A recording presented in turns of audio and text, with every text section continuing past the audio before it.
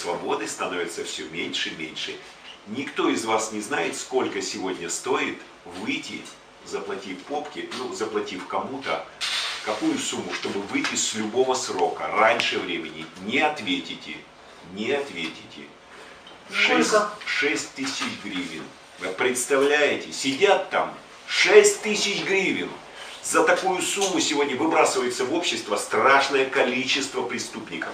Более того, некоторые законопроекты, в том числе закон Савченко, в том числе и закон об освобождении тех, которые к вышке приговорены были, это, я предполагаю, очень тонкая, хитрая комбинация.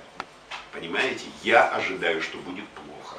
Я вижу, кто к нам возвращается. Те, которых мы задерживали в 2010 году, банды. Представляете, грузинская банда воров, просто отрубленных, стреляли в центре города, расстреливали за какую-то сумму денег, там 10 тысяч. Они возвратились, приговоренные к вышке. Они возвратились, они уже здесь, среди нас.